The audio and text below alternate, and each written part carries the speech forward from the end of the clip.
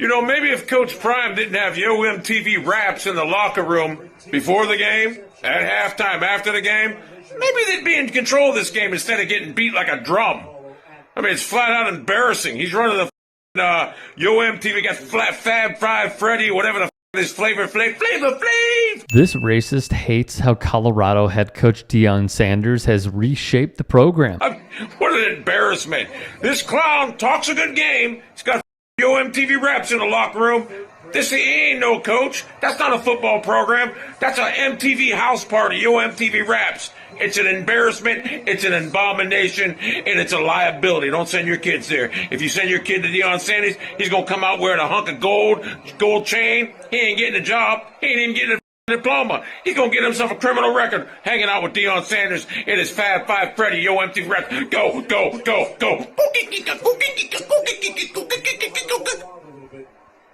Dance. What did Rick James say? Yes, that's it. There's so much more to this, so let's begin.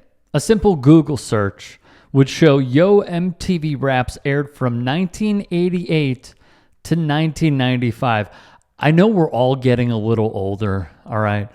But to reference something from the 80s and 90s to make a diss just shows so much about yourself and how unrelatable you are today. He mentions gold chains and no diplomas. Well, that's just dumb.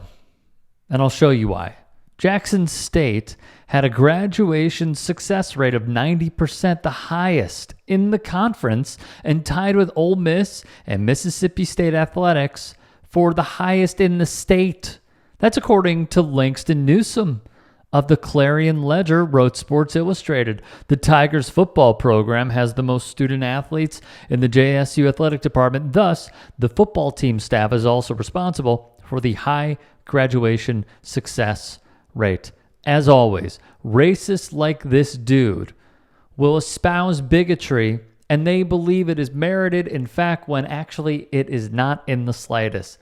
Again, one Google search away. That's all it takes. His rhetoric, they got Flavor Flav in the locker room and it's an MTV house party, is a dog whistle. Prime is bringing the culture to Boulder, a culture that has been stolen and co-opted for decades by folks like the idiot in the initial video. Remember what Paul Mooney said? The black man in America is the most copied man on this planet, bar none. Lil Wayne is bringing the Buffs out on game day in a black and gold CU jersey. Key Glock is performing for the team after a tough, hard-fought W.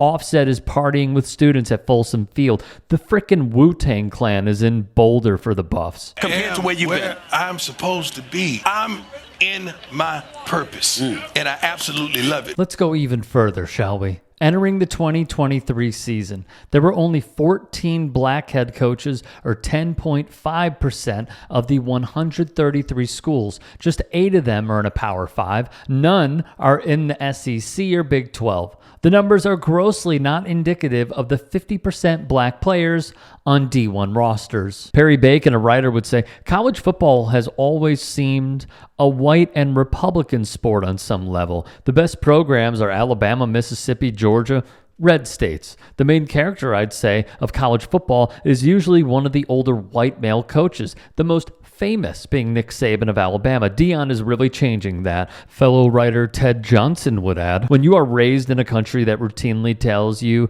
when you get promotions or you get selected for things that it was affirmative action, or that whatever your accomplishments or achievements are, it's because the government helped you or you got a leg up because of the color of your skin, you can't help as a human but wonder, am I different because I've achieved these things, or are we just being shortchanged as racism plays out in America? And then someone like Deion comes along. It's proof we can be successful when we are resourced and we are given the ability to showcase our talents and our personalities.